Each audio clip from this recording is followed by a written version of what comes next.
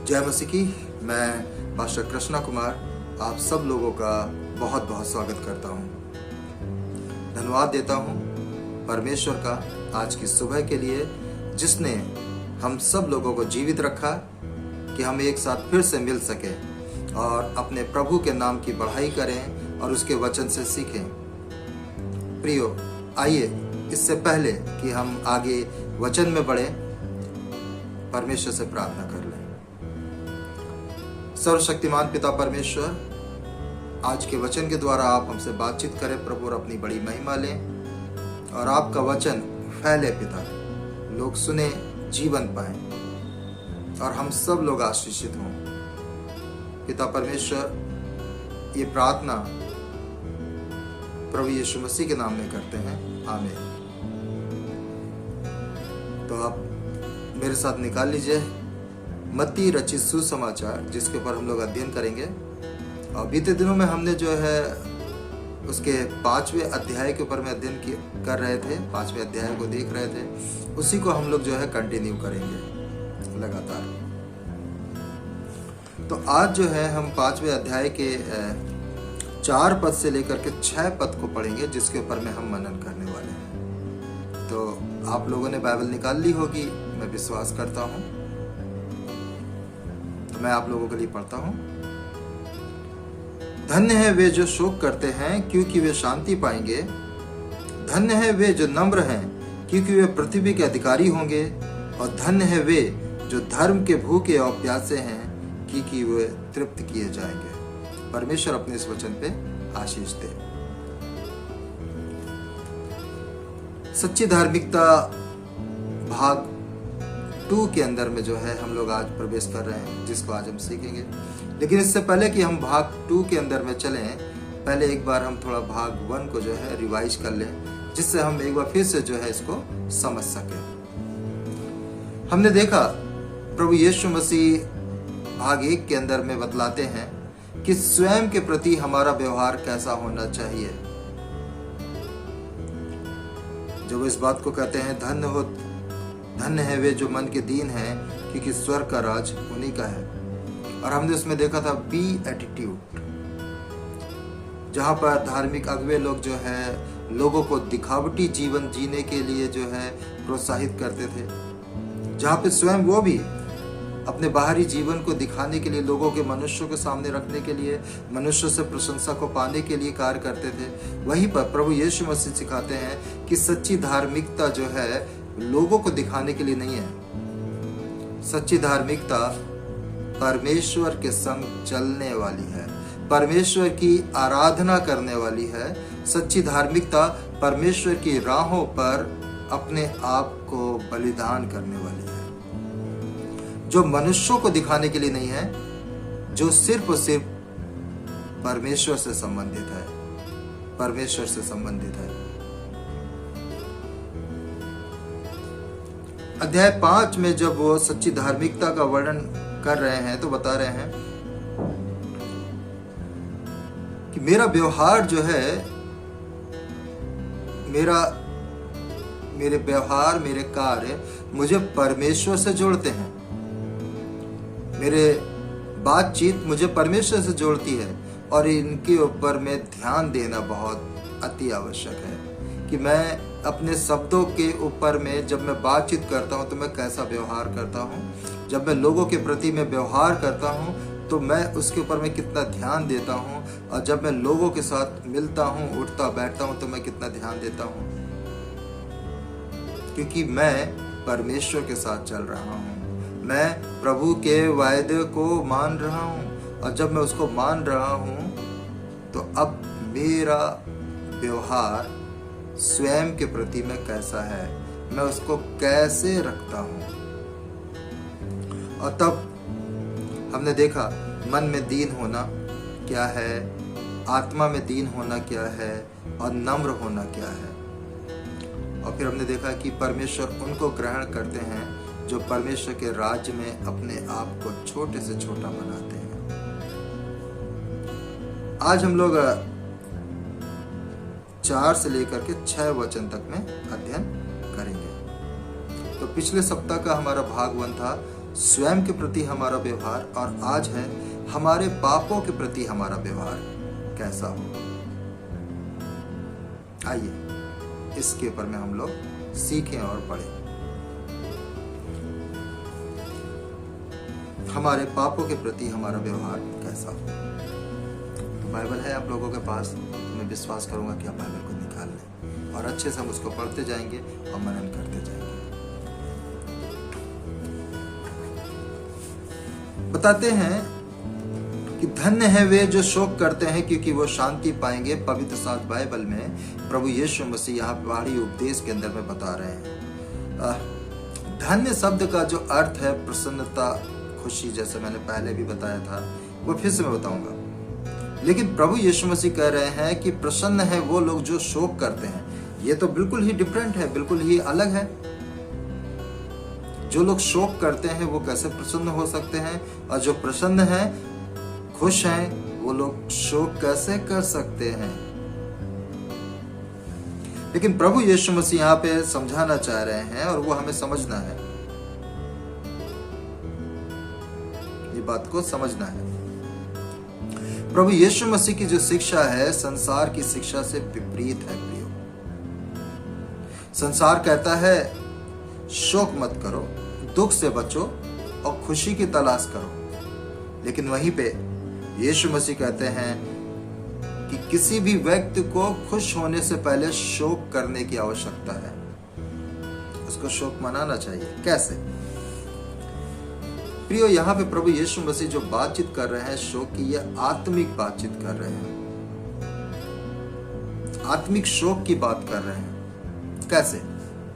आइए हम जानें। वो बताते हैं कि अपने पापों के लिए शोक करो, अपने पापों के लिए शोक करो। बाइबल बताती है कि समस्त मनुष्यों ने पाप किया है और सब परमेश्वर की महिमा से रहित हैं।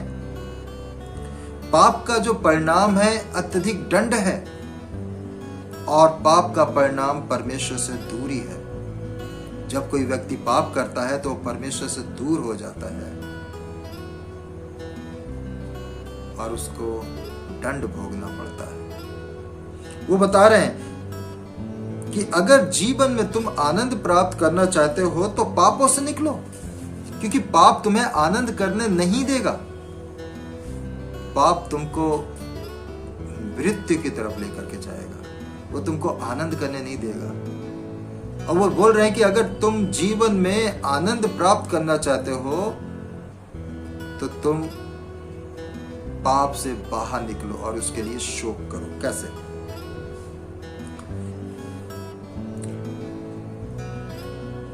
पाप जो है हमको परमेश्वर से दूर करता है, साथ ही साथ हमको शोक कराता है, हमको अफसोस कराता है।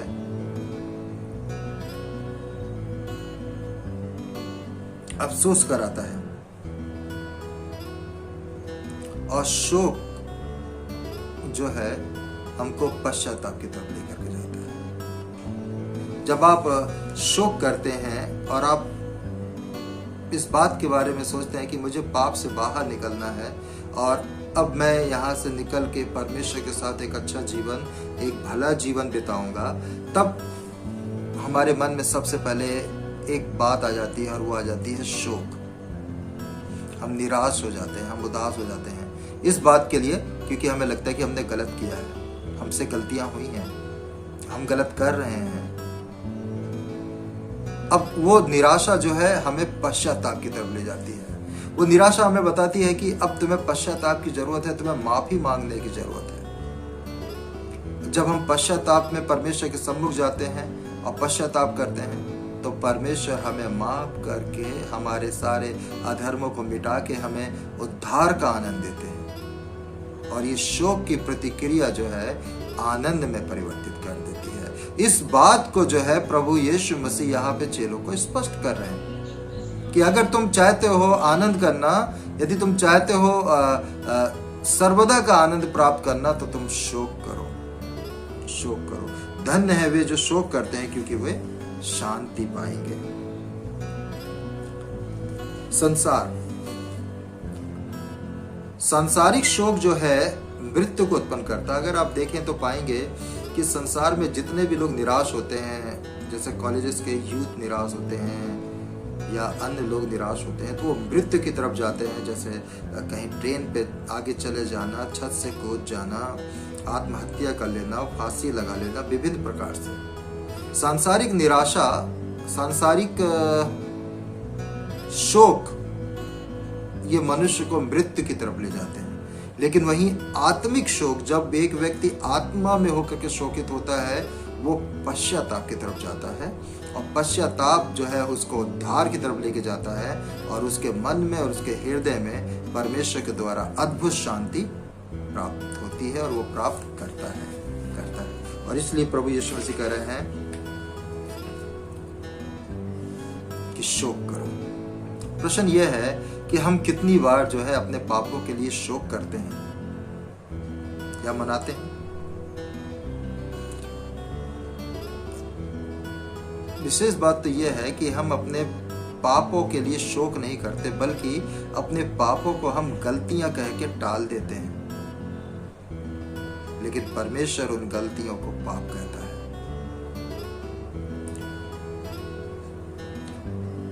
जब तक हम अपने पापों को परमेश्वर की दृष्टि से नहीं देखेंगे, तब तक हम सच्चा पश्चाताप नहीं कर सकते।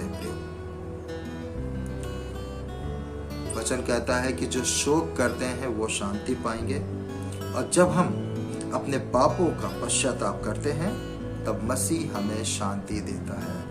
तब प्रभु यीशु मसीह हमें शांति देता है। जब हम मसीह की तरफ देखते हैं, तब हम आशा, उम्मीदें, आनंद प्राप्त करते हैं। और यहाँ लिखा है कि बिना दुख के सुख का आनंद प्राप्त नहीं होता है, और बिना शोक के पश्चाताप नहीं आता है, और पश्चाताप के द्वारा ही उद्धार आता है। धन्य है वे जो शोक करते हैं, शांति पाएंगे, और पृथ्वी पर भी पाएंगे वो, और स्वर्ग में भी शांति पाएंगे। इस बात को प्रभु यीशु मसीह कह रहे हैं। आत्मिक शांति को पाने के लिए, आत्मिक जीवन को पाने के लिए, प्रभु की तरफ बढ़ने के लिए प्रभु यीशु मसीह का वचन कहता है कि धन्य हो तुम जो शोक करते हो, क्योंकि तुम शांति पाओगे। क्योंकि तुमने अपने पापों के लिए शोक मनाया है, तुमने अपने अपराधों के लिए शोक मनाया है, तुमने परमेश्वर से मिलने के लिए शोक मनाया है, तुम शांति पाओगे और तुम परमेश्वर से मिलोगे। दूसरे वचन में हम देखते हैं जब वो बोलते हैं कि धन्य है वे जो नम्र हैं, क्योंकि वे पृथ्वी के अधिकारी होंगे। बाइबल में लिखा हुआ है, धन्य है वे जो नम्र हैं, क्योंकि वे पृथ्वी के अधिकारी होंगे। संसारिक लोग जो हैं मसीह की शिक्षा को नहीं समझते, वे मसीहत को नहीं जानते हैं, मसीह सिद्धांतों से वो नहीं समझते हैं, और मसीह सिद्धांतों को वो मानते भी नहीं। लेकिन मसीह सिद्धांत जो है संसारिक सिद्धांत से बिल्कुल अलग है। हमको ये अच्छे से समझना है और जानना है। मसीह सिद्धांत ये बताते हैं कि जो नम्र हैं वो पृथ्वी के अधिकारी होंगे, लेकिन वहीं पर जो सांसारिक सिद्धांत हैं वो बताते हैं कि जो ताकतवर हैं, जो धनी हैं, वो पृथ्वी के अधिकारी होंगे।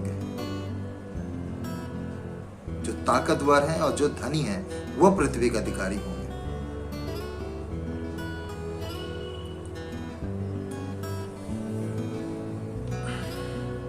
बहुत समझने वाली बात है।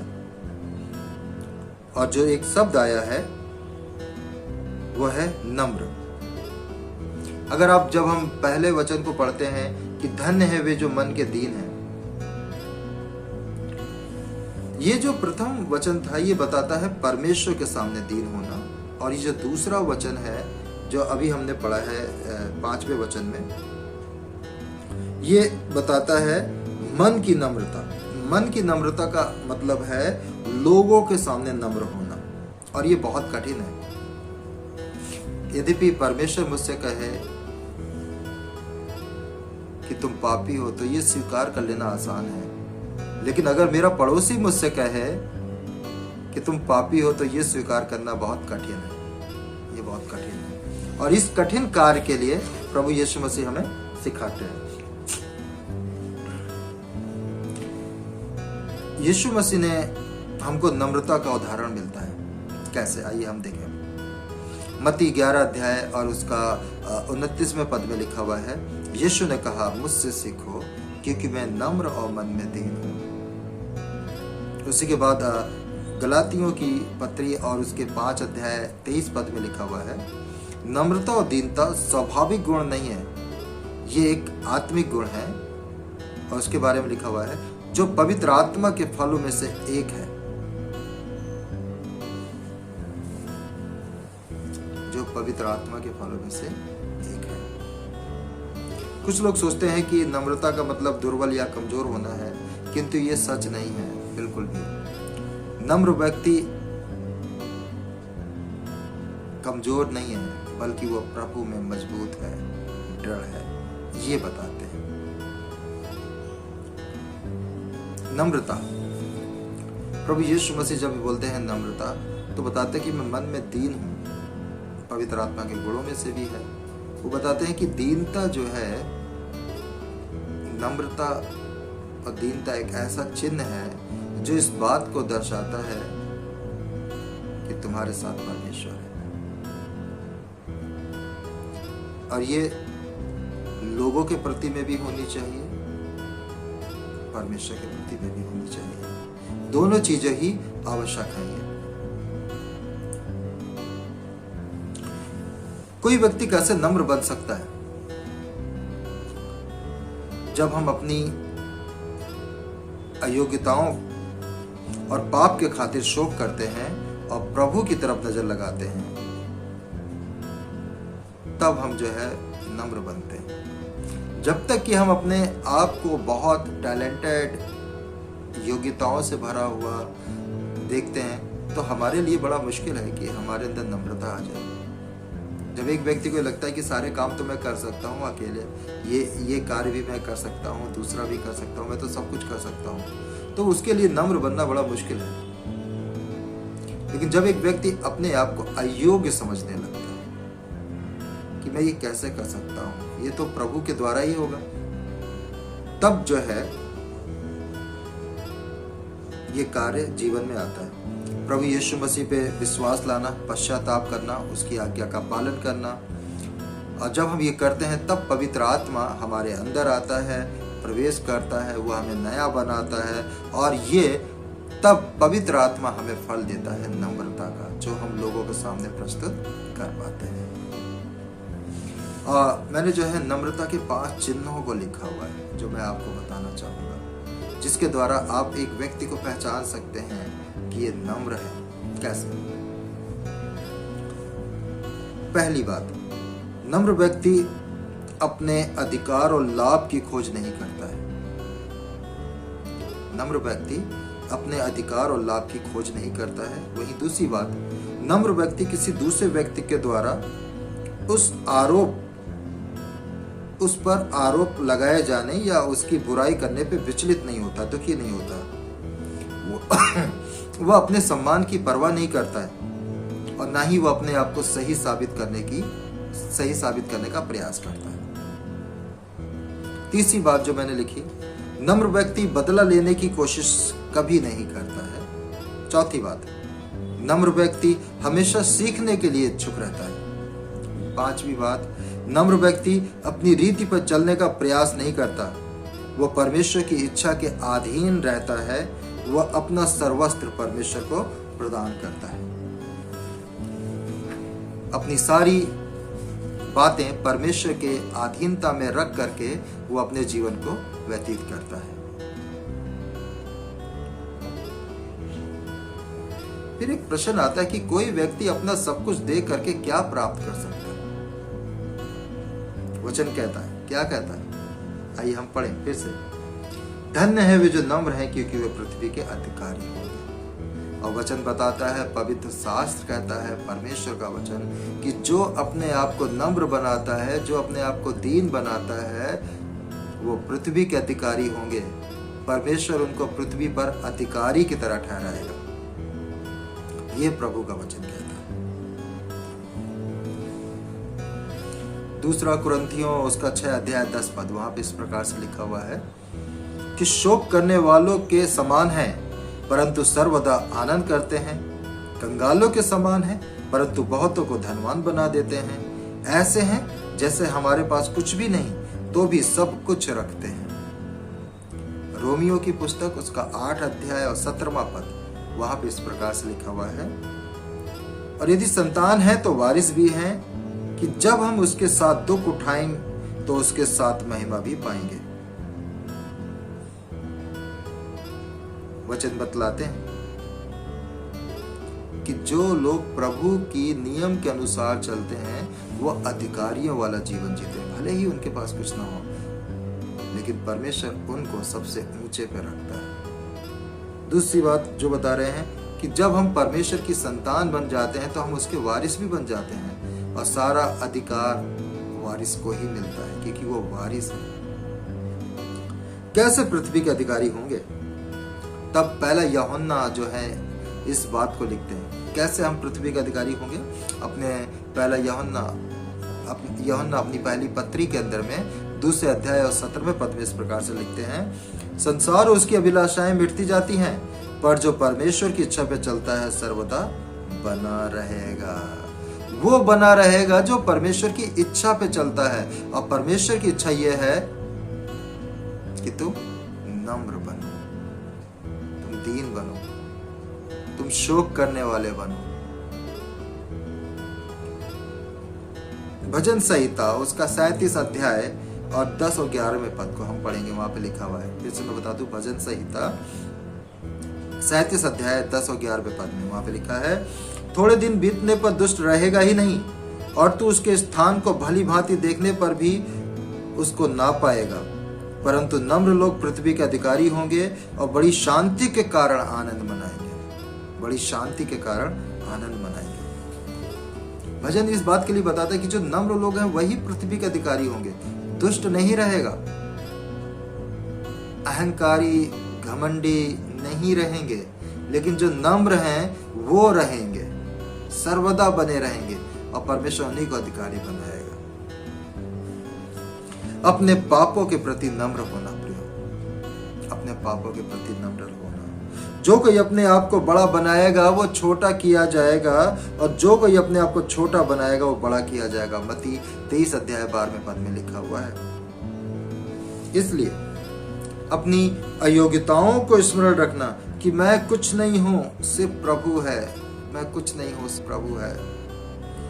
अपने को परमेश्वर की इच्छा पे चलाने वाला बनाना। ये याद रखना कि जब मैं पापी ही था तब मसीह मेरे लिए मरा। मेरा व्यवहार कि मैं नम्र बनूं, मैं छोटा बनूं, ताकि मैं परमेश्वर के नियम के अनुसार चल सकूं, नियम के अनुसार चल सकूं।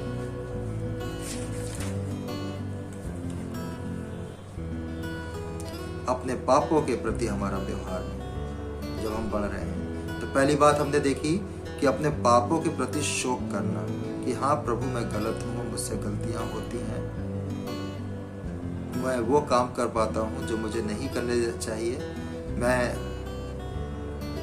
विरोध करने वाला बन जाता हूँ, मैं उसके लिए शोक करता हूँ ताकि मैं प्रभु आपके द्वारा शांति पाऊँ। नम्र बनना कि प्रभु जो कुछ भी है सब आपने दिया है, मेरा इसमें कोई योगदान नहीं है, मैं तो खाली हाथ आया था, खाली हाथ चला जाऊंगा। प्रभु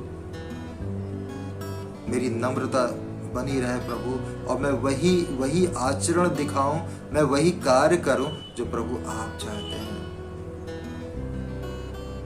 प्रभु यीशु मसीह बता रहे हैं कि सच्ची धार्मिकता को जीना है, सच्ची धार्मिकता के अंदर में बढ़ना है, तुमको दिखाना है परमेश्वर के सामने कि हाँ जब भी अपराध हो तो प्रभु के सामने शोक करना कि प्रभु मैं पश्चाताप करता हूँ, मुझे माफ कर, मैं पापी हूँ। दूसरी बात, प्रभु मेरे पास कुछ नहीं है, जो कुछ भी है सब आपने दिया है, मैं तो खाली हाथ आया था, खाली हाथ ही जाऊंगा प्रभु। तीसरी बात वो बता रहे हैं कि धर्म के भूखे और प्यासे होना। 6 पद में क्या लिखा है, आइए हम देखें। धन्य है वे जो धर्म के भूखे और प्यासे हैं, क्योंकि वे तृप्त किए जाएंगे। अधिकांश लोग जो हैं सुख विलास और आनंद के भूखे और प्यासे रहते हैं, लेकिन वो संतुष्ट नहीं होते हैं। वहीं यद्यपि व्यक्ति धर्म की तलाश करता है और धर्म से निकलकर, अपने पापों से निकलकर धर्म के मार्गों पे परमेश्वर की अगुवाई में चलता है, तो वो भरपूर किया जाएगा, वो भरपूर किया जाएगा। जो लोग सुख के भूखे होते हैं वो दुखी रहते हैं। क्यों? कारण क्या है? पाप। किसी भी व्यक्ति को दुख से आजाद होने के लिए पाप से मुक्त होना पड़ेगा। इसका अर्थ है, धर्मी होने का अर्थ है पवित्र होना, परमेश्वर के निकट होना, मसीह के समान पवित्र आत्मा से भरपूर होना। धर्मी होने के लिए हमें पाप मुक्त होना आवश्यक है, क्योंकि पाप हमको परमेश्वर से अलग करता है प्रियो, और हमारे जीवन में पवित्र आत्मा के कार्यों को रोकता है। भूख और प्यास। अगर आप 3 दिन से भूखे व्यक्ति से भोजन के बारे में पूछेंगे,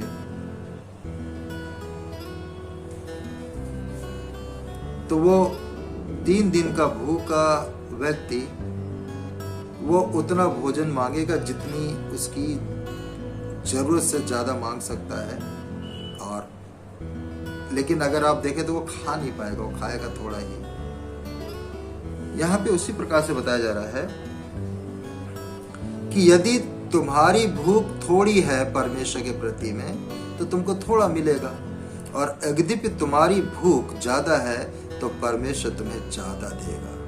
यदि तुम बहुत भूखे हो, 3 दिन से, 1 साल से भूखे हो, या 2 साल से, या 5 साल से भूखे हो, तो परमेश्वर तुम्हें उतना देगा। तुम्हारी भूख के ऊपर में डिपेंड करता है कि तुम्हें कितना चाहिए। अगर तुम धार्मिकता के भूखे हो और प्यासे हो, तो परमेश्वर तुमको तृप्त करेगा। तुम ज्यादा धार्मिकता चाहते हो तो परमेश्वर तुम्हें ज्यादा देगा। तुम कम चाहते हो तो परमेश्वर तुम्हें कम देगा, जैसी तुम्हारी इच्छा है। और इसलिए वो यहाँ पे लिखे हैं कि धन्य है वे जो धर्म के भूखे और प्यासे हैं, क्योंकि वो तृप्त किए जाएंगे।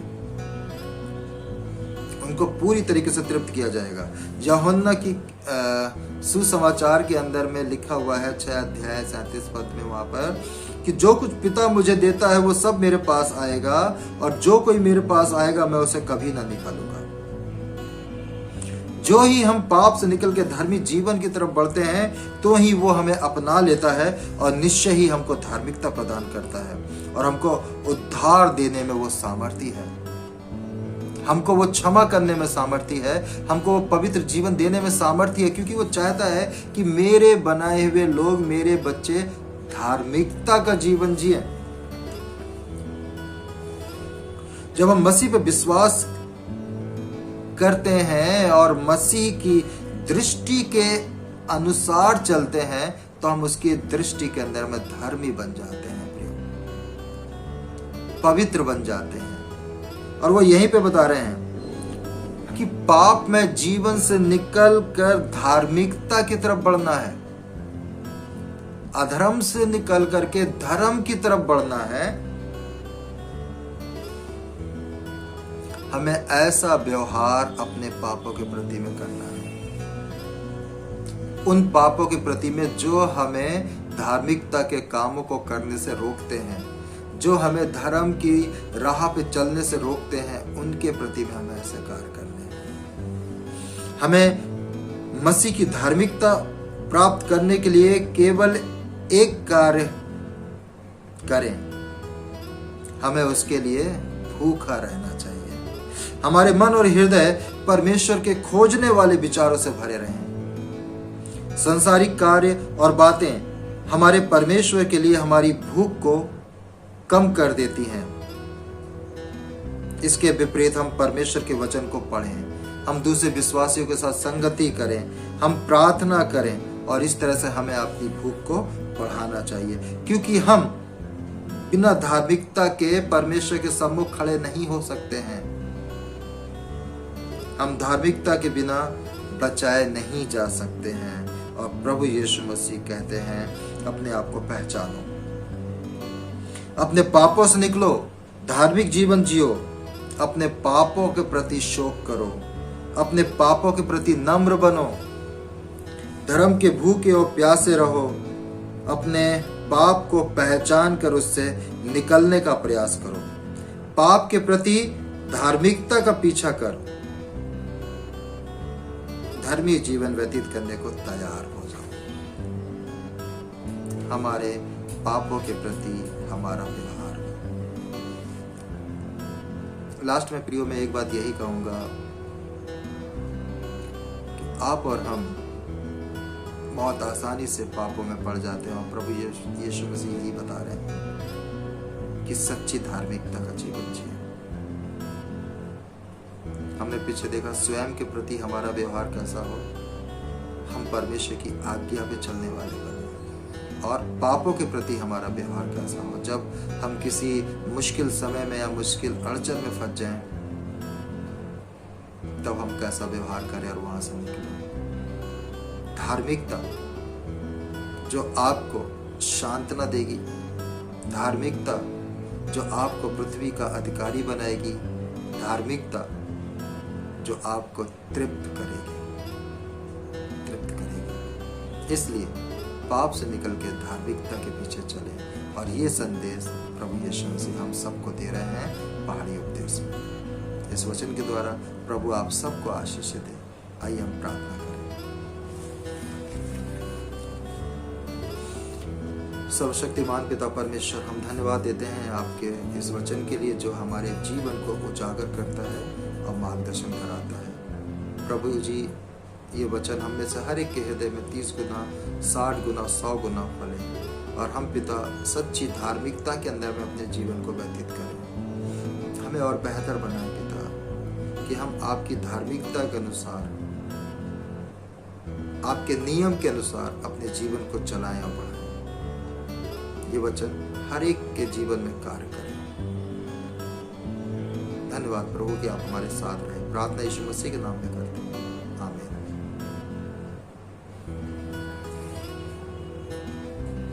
प्रभु आप सबको बहुत आशीष दे। God bless you.